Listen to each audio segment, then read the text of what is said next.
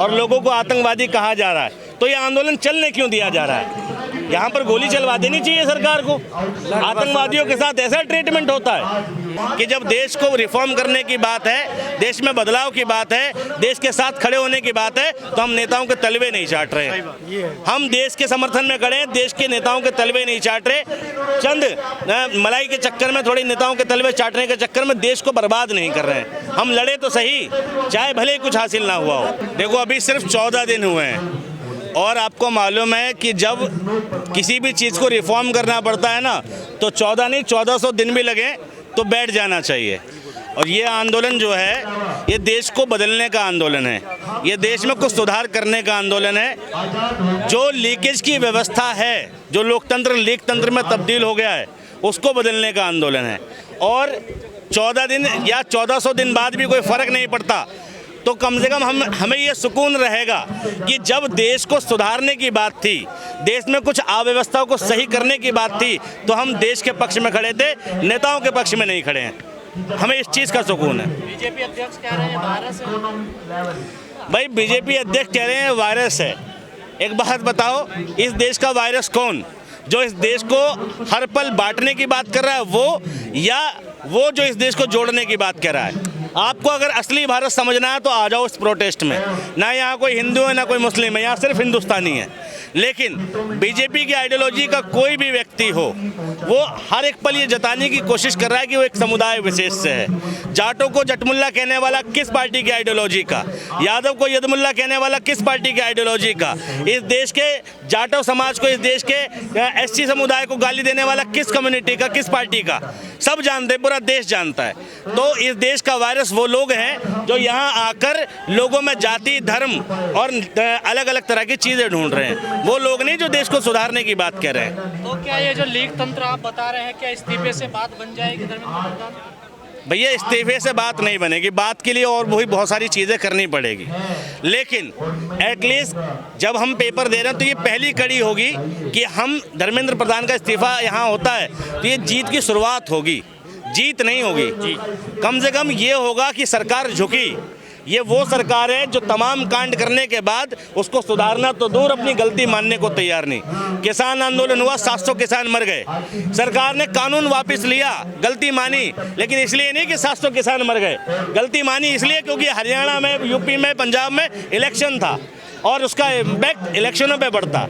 तो आज अगर धर्मेंद्र प्रधान इस्तीफा देते हैं तो ये सरकार की गलती को स्वीकार करना होगा।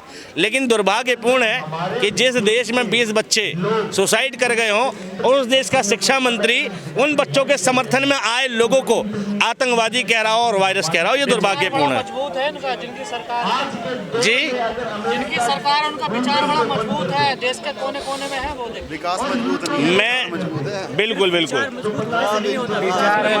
अगर देश में लोकतांत्रिक व्यवस्था है और शासन की अंतिम शक्ति जनता के हाथ में है तो यहाँ पर इस्तीफा होगा।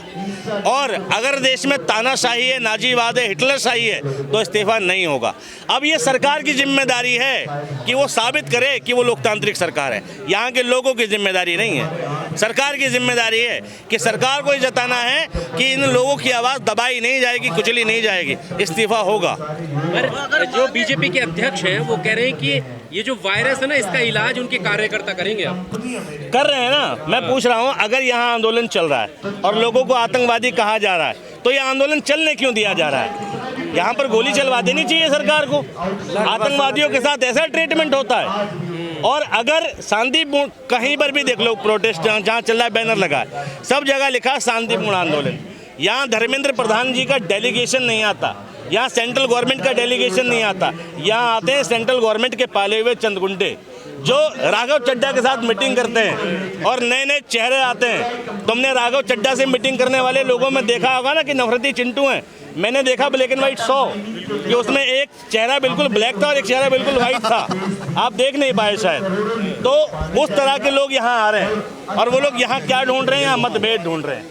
तो समझिए इस बात को कि जहाँ पर मंत्री को आके जवाब दे, चलो इस्तीफा दे ना दे, यहाँ आके कम से कम अपनी गलती तो स्वीकारे कि 20 बच्चों ने सुसाइड कर लिया, मेरी सरकार जिम्मेदार है, 90 से ज़्यादा पेपर लीक हो गए, मेरी पार्टी जिम्मेदार है। और हम इसके लिए ये कदम उठाएंगे। आपको छात्र मान कहा रहे हो तो दहशतगर्दों की बी टीम बता रहे हैं। एक बात बताइए। अच्छा एक बात बताओ, मुझे एक बात बताओ, यूँ कह रहे हैं कि दहशतगर्दों की बी टीम बता रहे हैं। भगत सिंह भी किसी को आतंकवादी नजर आते थे, पता है आपको?